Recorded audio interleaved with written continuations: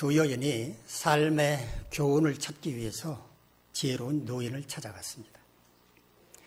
노인은 두 여인에게 지금까지 살면서 죄를 지은 적이 없느냐고 물어봤습니다. 그러자 한 여인은 젊은 시절에 첫 남편을 버리고 다른 남편을 맞이한 것을 큰 죄로 여기고 있다면서 그것 때문에 아직도 고통스럽다고 말했습니다. 하지만 다른 여인은 지금까지 도덕적으로 부끄럽지 않은 흠이 없는 삶을 살아왔기 때문에 큰 죄는 짓지 않았지만 혹시 자잘한 죄는 지었을지 모르겠다고 대답을 했습니다. 그러자 노인은 두 여인에게 밖으로 나가서 큰 죄를 지었다고 생각하는 사람은 커다란 돌을 하나 들고 오고 자잘한 죄를 지었다고 생각하는 사람에게는 작은 돌들을 많이 주워오라고 말했습니다. 노인이 말한 대로 한 여인은 들기도 보곤 커다란 돌을 하나 들고 왔고 다른 여인은 작은 돌들을 바구니 가득 담아가지고 왔습니다. 그러자 노인은 두 여인에게 다시 말했습니다. 자, 이제 그 돌이 있던 본래의 자리에 갖다가 놓고 오시오. 큰 돌을 들고 왔던 여인은 큰 돌을 어디에서 주워왔는지 알기 때문에 금방 제자리에 갖다 놓고 돌아왔습니다. 그러나 여기저기서 자잘한 돌들을 많이 주워왔던 여인은 어디서 주워왔는지 기억조차 할 수 없었기 때문에 어떻게 할 줄 몰라 그 자리에 쩔쩔매고 서 있었습니다. 그때 노인이 이렇게 말했습니다. 죄란 여러분이 가져온 돌과 같은 것입니다. 큰 돌은 어디서 가져왔는지 기억하고 있기 때문에 쉽게 제자리에 갖다 놓을 수 있었지만 작은 돌들은 어디서 주워왔는지 기억할 수 없기 때문에 제자리에 갖다 놓을 수 없는 것입니다. 죄도 이와 똑같습니다. 큰 죄를 지은 사람은 죄를 인식하고 있었기 때문에 다른 사람들의 비난 혹은 자신의 양심에 어긋나는 일은 하지 않으려고 참아왔을 것입니다. 죄로부터 해방된 것이나 다름없습니다. 그러나 자잘한 죄를 지었다고 생각하는 사람은 보잘것없는 죄라고 여기고 그 죄를 망각하고 살았을 것입니다. 그래서 뉘우침도 없이 계속 죄를 지으며 살았을 겁니다. 그리고 다른 사람의 죄를 보면서 이러쿵저러쿵 말함으로써 더 깊은 죄에 빠져가고 있다는 걸 모르고 있었습니다. 톨스토이가 쓴 단편 돌과 두 여자라는 작품의 줄거리입니다. 사람들은 큰 죄는 심각하게 생각합니다. 그런데 작은 죄는 별것 아니라고 생각을 합니다. 심지어 작은 죄는 죄도 아닌 것처럼 대수롭지 않게 생각하기도 합니다. 하나님은 어떻게 생각하실까요? 하나님도 그러실까요? 그렇지 않습니다. 하나님께는 큰 죄도 죄고 작은 죄도 다 똑같은 죄일 뿐입니다. 죄는 심판의 대상입니다. 하나님은 죄에 대해서 아주 엄격하신 분입니다. 하나님은 사랑과 은혜가 풍성하신 분이기 때문에 뭐든지 다 용서해 주시고 감싸 안아 주신다고 생각하기 쉽지만 하나님은 죄에 대해서만큼은 철저한 분, 무서운 분이십니다. 만약 하나님께서 죄악도 눈 감아 주신다면 이 땅에 어떻게 공의가 세워질 수 있겠습니까? 오늘은 이런 하나님에 관한 이야기인데 함께 본문 가운데로 들어가 보도록 하겠습니다. 오늘 우리가 묵상할 나훔서는 나훔 선지자가 아수르 제국의 멸망을 예언한 것을 기록한 책입니다. 선지자 나훔에 관한 성경 기록은 그렇게 별로 없습니다. 엘고스 사람이었다라고 하는 것 말고는 나훔이 어떤 사람이었는지에 대한 정보는 없습니다. 엘고스는 어디였을까? 정확하게 알지는 못합니다. 그런데 학자들은 나훔의 마을이라고 하는 의미의 가보 나훔이라는 곳이 엘고스가 아니었을까? 그렇게 추정을 하고 있을 뿐입니다. 가보 나훔은 아시는 것처럼 갈릴리 호수 서북쪽에 있는 도시입니다. 나훔이 아수르 제국의 멸망, 니느웨가 멸망할 것을 예언한 것은 아수르 제국이 이스라엘, 북이스라엘을 멸망시키고 함락시키고 그 다음에 남유다마저 사실상 지배하고 있을 때였는데, 아수르 제국은 바벨론 제국에 의해서 멸망을 하게 되는데 그때가 주전 612년인데 아마도 그 무렵에 이 나훔이 이 예언을 했을 것으로 보고 있습니다. 당시 아수르 제국은 중동 지방의 강자였습니다. 대부분의 나라들을 침공하고 맹위를 떨치고 있었습니다.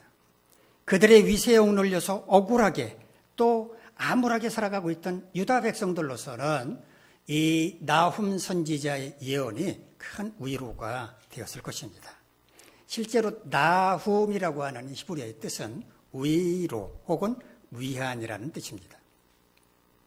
나훔이 이스라엘 민족의 죄에 대해서는 질타하지 않은 채 이스라엘의 적이었던 아수르 제국의 멸망만을 선포한 것을 두고 편협한 민족주의자다라고 비판하는 시각도 있다는 것을 말씀을 드립니다. 자, 이제 본문 가운데로 들어가서 내용을 살펴보도록 하겠습니다. 우리 본문 1절 말씀 한번 같이 읽도록 하겠습니다. 시작. 화 있을진저 피의 성이요 그 안에는 거짓이 가득하고 포악이 가득하며 탈취가 떠나지 아니하는도다. 화 있을진저, 예언서에 자주 등장하는 말입니다. 히브리 원어 호이란 말을 번역을 한 건데요. 아, 슬프다. 그런 의미의 감탄사입니다. 우리가 슬플 때, 탄식할 때 오호 통제라 이렇게 말을 하는데 그런 의미라고 이해를 하시면 되겠습니다. 피의 성이라고 말하는데 피의 성, 피를 흘린 사람들이 사는 성, 즉 전쟁을 통해서 다른 나라를 정복한 자들이 사는 성이라고 하는 의미입니다. 여기서 말하는 피의 성은 아수르 제국의 수도 니느웨를 가리킵니다. 아수르 제국이 어떤 나라였는지를 소개하고 있는 겁니다. 그런데 이 성에는 거짓과 포악과 탈취가 가득하다고 말합니다. 그들은, 아수르 제국은 거짓과 폭력으로 주변 나라를 침공하고 짓밟고 탈취했다. 그걸 말하고 있는 겁니다.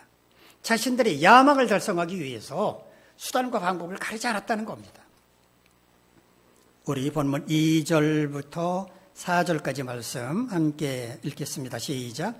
휙휙하는 채찍 소리, 웽웽하는 병거 바퀴 소리, 뛰는 말, 달리는 병거, 충돌하는 기병, 번쩍이는 칼, 번개 같은 창, 죽임당한 자의 때, 죽음의 큰 무더기, 무수한 시체요, 사람이 그 시체에 걸려 넘어지니 이는 마술에 능숙한 미모의 음료가 많은 음행을 함이라.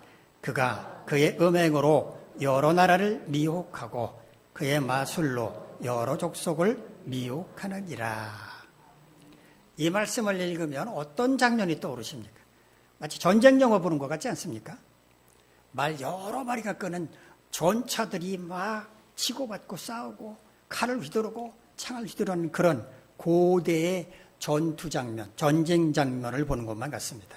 이것은 아수르 제국이 다른 나라를 침공하는 장면이 아닙니다. 반대입니다. 그동안 다른 나라를 침략하던 아수르 제국이 도리어 침략을 당하는 장면을 묘사하고 있는 겁니다. 아수르 제국은 아까 말씀드린 것처럼 바벨론 제국에 의해서 멸망을 하게 되었는데 그 장면을 미리 보여준 것이라고 할 수 있습니다. 기세등등하게 주변 여러 나라를 침공하고 정복했던 아수르 제국이 어쩌다가 이렇게 전쟁으로 멸망당해야만 했는가? 4절에서 그럴 수밖에 없는 이유를 밝히고 있는데 마술에 능숙한 미모의 음녀가 많은 음액을 행했기 때문이다 라고 말합니다. 아니 왜 갑자기 음녀가 등장하는 걸까요? 구약 성경에서 음녀는 하나님을 배반한 자들을 가리킵니다. 여기서 음녀는 아수르 제국을 가리킵니다. 그들이 하나님을 배반했다라고 하는 것을 말해주는 겁니다. 그들이 주변 여러 나라들을 침략하고 정복한 것은 하나님의 뜻과는 무관했다라고 하는 것을 말해주는 겁니다. 그런데 그들은 마술과 음행으로 여러 나라를 미혹했다고 말합니다. 앞에서 1절에서 피의 성에 거짓이 가득하다라고 말을 했지 않습니까? 아수르 제국이 다른 나라들을 침략하고 정복할 때 거짓과 속임수를 썼다라고 하는 것을 말해주는 겁니다. 하나님은 이런 아수르 제국을 어떻게 심판하실 것인가? 본문 5절로 7절까지 말씀 우리 한번 같이 읽겠습니다. 시작. 보라, 내가 내게 말하노니 만군의 여호와의 말씀에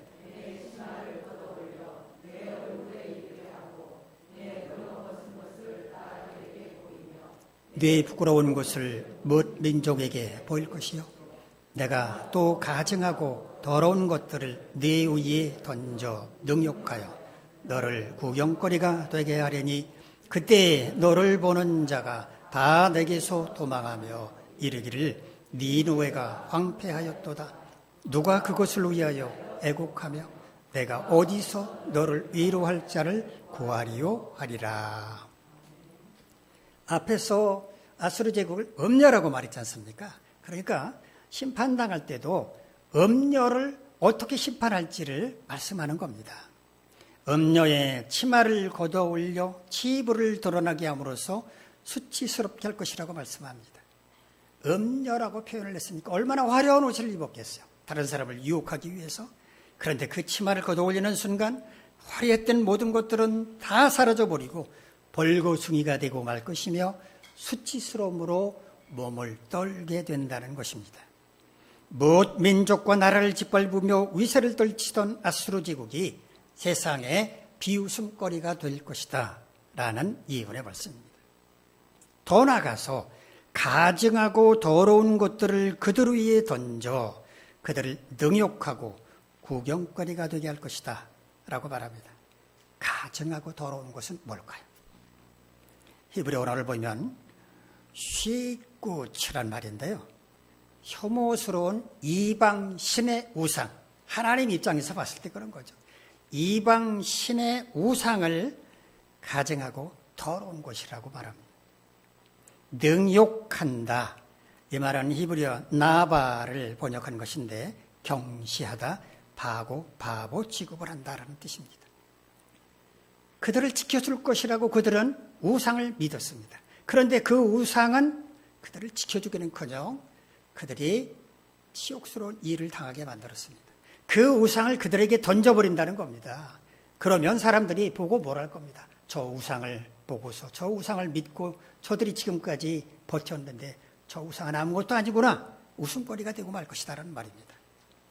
그런데 그것보다 더 서글픈 사실은 그들의 그런 모습을 보고 사람들이 도와줄 생각은 하지 않고 나 몰라라 도망을 칠 것이라는 말입니다. 그렇게 잘 나가던 아수르 제국이 어쩌다가 저렇게 쫄딱 망했대? 아수르 제국을 위해서 울어줄 사람이 있긴 하겠어? 누가 저들을 위로해 주겠어? 이렇게 비아냥거린다는 것입니다. 마치 막일 잘했다는 것처럼 짓거리면서 그들로부터 그냥 멀어진다는 겁니다. 하나님의 심판으로 멸망당하는 것도 서글픈 일이지만 위로해 줄 사람 하나 없고 도와줄 사람 하나 없다는 것은 더 뼈아프게 느껴질 것입니다. 천하를 호령하며 살기등등하던 아수르 제국은 그런 신세로 전락하고 말 것이라고 예언을 한 것입니다. 아수르 제국도 하나님의 쓰임을 받은 적이 있었습니다. 하나님을 배반하고 떠나서 자기 마음대로 죄를 행하며 살아가는 이스라엘을 혼내주기 위해서 하나님께서 아수르 제국을 심판의 도구로 삼았습니다. 아수르 제국은 하나님의 심판의 도구, 막다기가 돼서 하나님의 백성들을 따끔하게 혼내주는 것이 그들의 사명이었습니다. 하나님은 거기까지 허락해 주셨습니다. 그런데 아수르 제국은 교만하게도 하나님이 허락한 한계를 벗어났습니다. 야망을 품고서 하나님의 백성들을 짓밟고 파괴했습니다. 하나님은 아수르 제국에 대해서 진노하셨습니다. 한때 하나님의 막대기가 되어 이스라엘을 징계하는 심판의 도구로 사용되기도 했던 아수르 제국이었지만 이제는 하나님의 심판의 대상이 되고 말았습니다.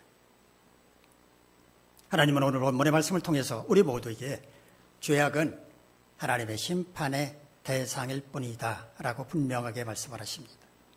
높은 자리에 있든지 낮은 자리에 있든지 많이 가진 자든지 좁게 가진 자든지 배운 것이 많은 사람이든지 배운 것이 없는 사람이든지 누구라도 죄악을 범하면 반드시 심판받을 것이라고 말씀을 하십니다.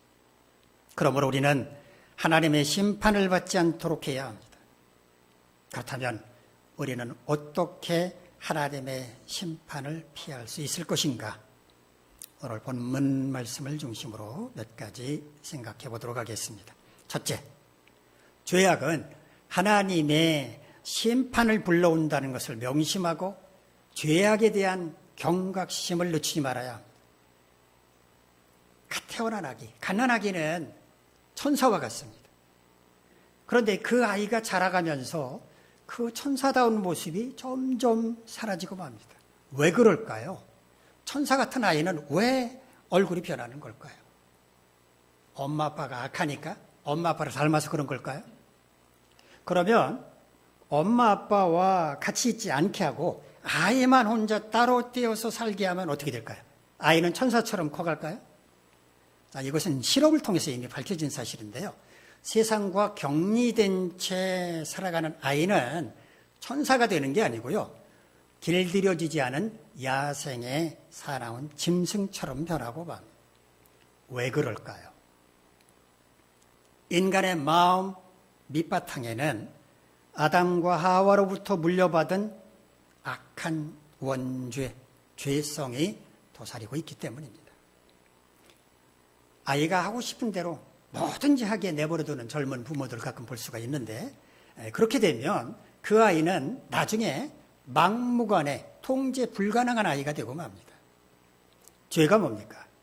하나님께서 하지 말아라 라고 명령하시는 것을 하는 것이 죄입니다.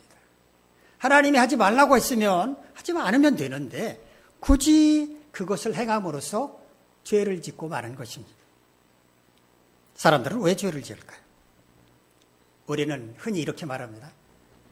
죄인 줄 모르고 죄를 짓고 죄인 줄 알면서도 죄를 짓는다. 알고 짓는 죄, 모르고 짓는 죄라고 말을 합니다. 자, 우리가 어느 날 어떤 행동을 했습니다. 그런데 그 행동은 하나님이 해서는 안 된다고 금하신 것이었습니다. 우리는 그걸 몰랐습니다. 그런데 그런 행동을 하고 나서 보니까 그게 하나님이 금하신 죄라는 걸 알았습니다. 그러면 우리는 죄를 짓지 않은 겁니까? 몰랐습니까? 그래도 죄를 지은 겁니다. 그러나 법에도 정상 참작이라고 하는 것이 있는 것처럼 하나님께서는 우리가 모르고 지은 죄에 대해서는 그래도 이해를 하시고 너그럽게 용서해 줄 방법을 찾으실 겁니다.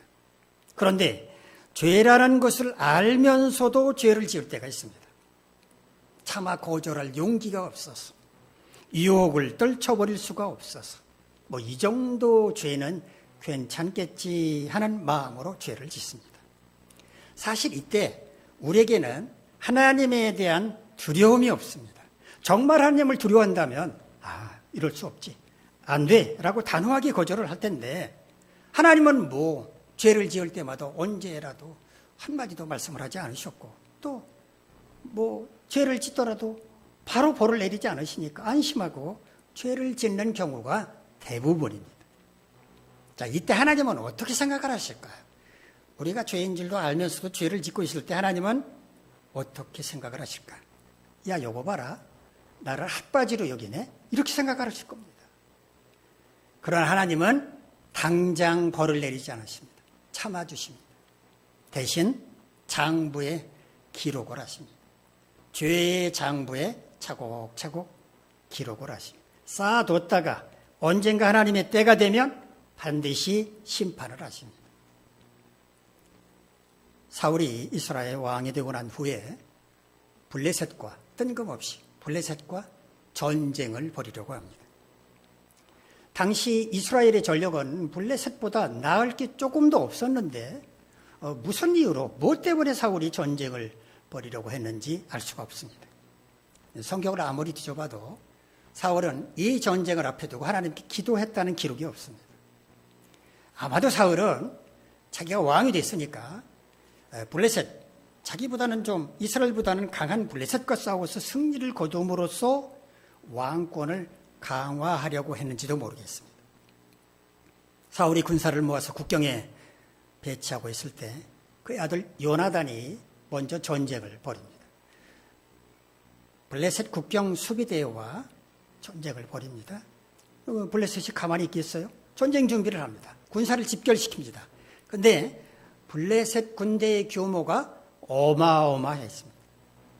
이스라엘은 고작 3,000명을 소집해가지고 전쟁을 시작하려고 했는데 블레셋 진영은 전차가 3만 대, 말을 끄는 마병이 6,000명. 일반 군사들은 바닷가의 모래처럼 헤아릴 수도 없이 말았습니다. 이것을 본 이스라엘 군사들은 공포에 사로잡혔습니다. 싸울 생각은 뒤로 하고 굴로, 수풀로, 바위 틈으로, 웅덩이로 숨기 바빴습니다. 맞붙어 싸우기도 전에 이스라엘은 전의를 상실하고 만 것입니다.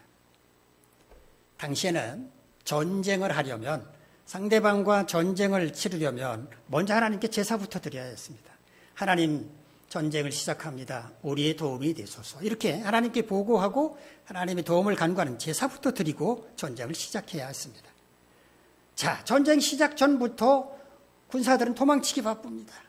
그런데 제사를 드려야 하는데 제사장이 오질 않아요. 사무엘 선지자가 오지를 않아요. 다급한 사울왕, 자신이 제사를 드립니다. 자신이 직접 제사를 집례를 합니다. 제사는 제사장이 드려야 한다라고 하는 하나님의 명령을 어긴 것입니다. 하나님은 사무엘 선지자를 통해서 하나님의 명령을 어긴 사울왕의 망령됨을 보시고 그의 나라가, 사울의 나라가 길지 못할 것이다 라고 경고를 하시긴 했지만 바로 심판하지는 않으셨습니다. 일단 참아주시고 만회할 수 있는 기회를 허락하신 것입니다. 어느 날 하나님은 사울왕에게 아말렉을 진멸해라 라고 명령하셨습니다. 출애굽 때 광야에서 이스라엘 민족의 길을 막았던 민족입니다.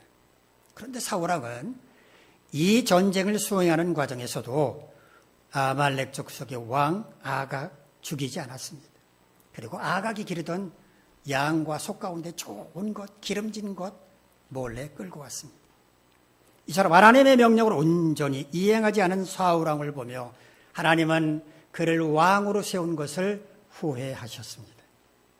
이놈의 나를 무시하고 있구나 괘씸하게 생각을 하셨을 겁니다. 죄는 하나님을 두려워하지 않는 마음, 하나님께서 죄에 대해서 얼마나 무서운 심판을 내리시는지를 알지 못하는 무지함으로부터 시작되는 것입니다.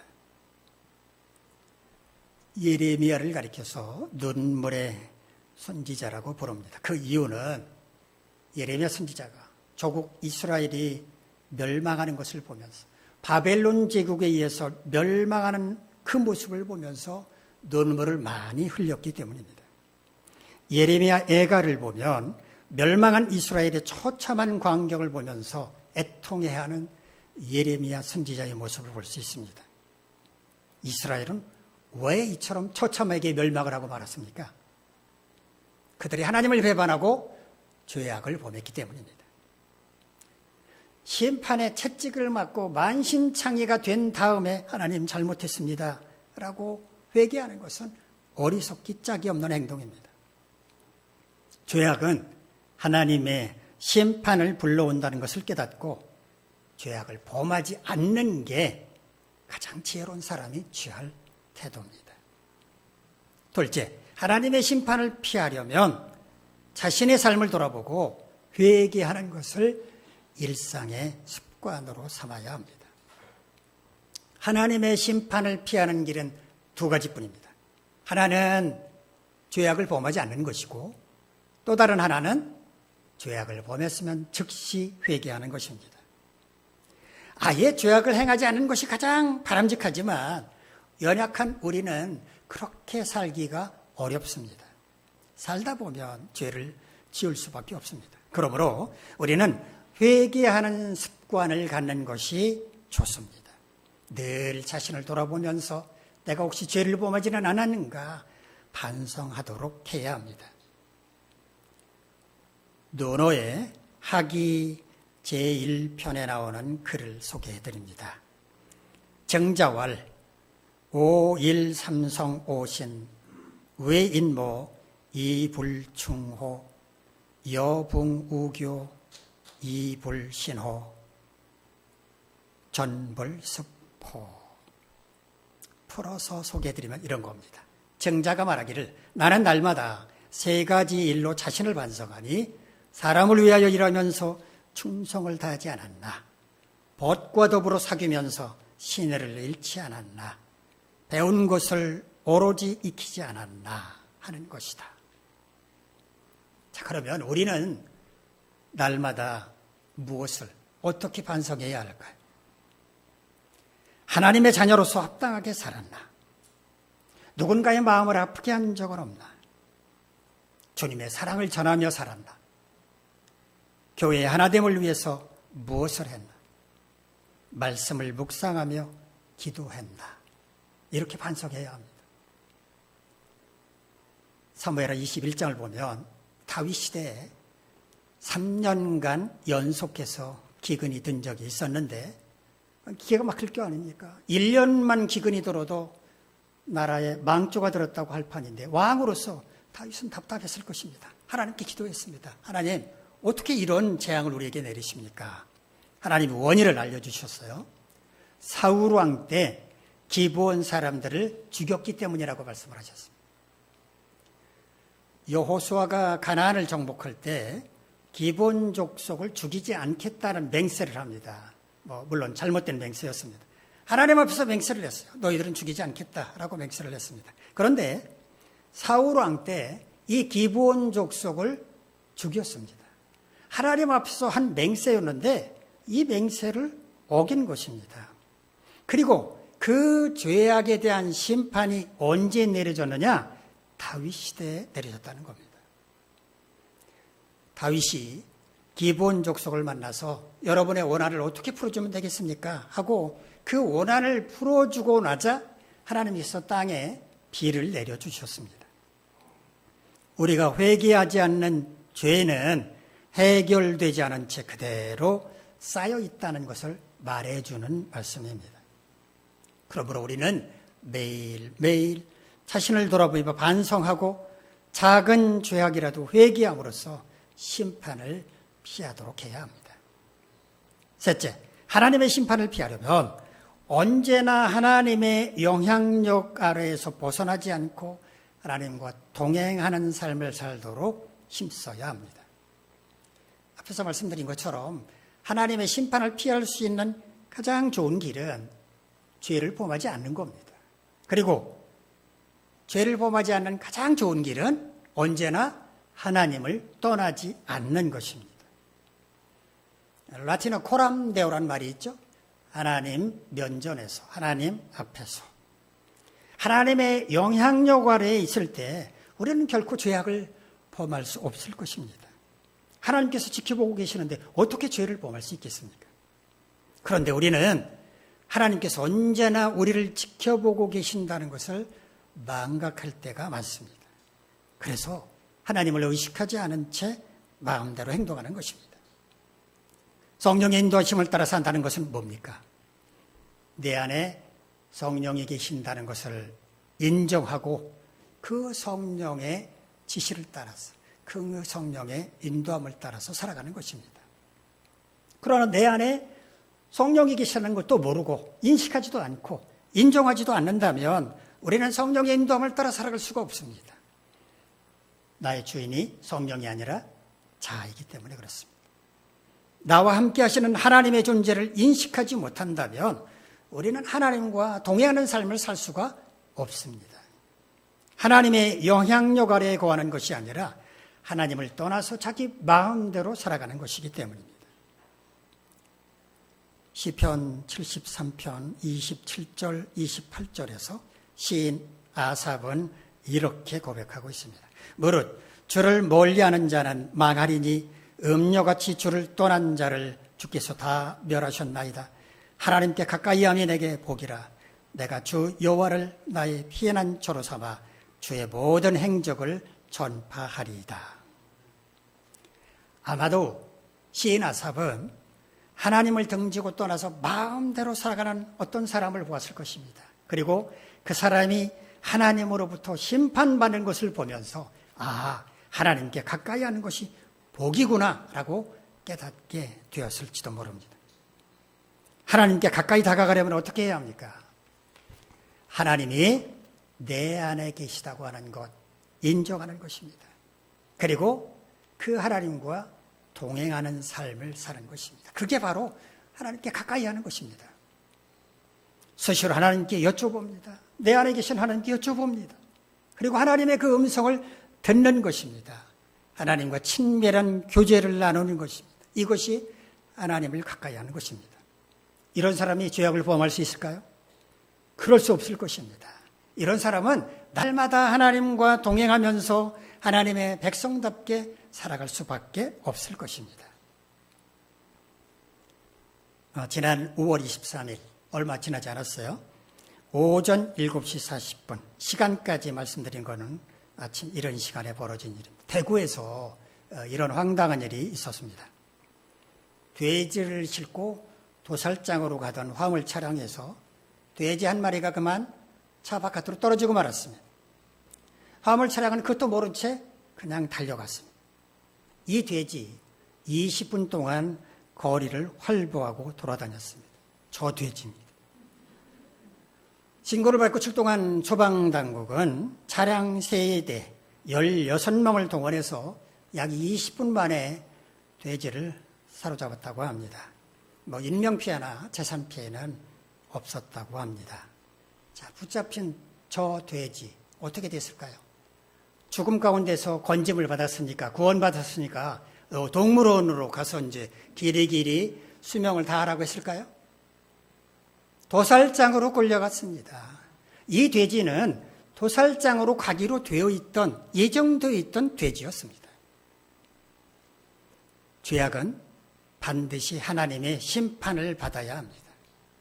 도살장으로 끌려가던 돼지가 잠시 화물차를 벗어날 수는 있었지만 다시 붙잡혀서 도살장으로 끌려갈 수밖에 없었던 것처럼 죄악은 하나님의 심판의 대상이라고 하는 것은 어떤 상황에서도 변하지 않습니다.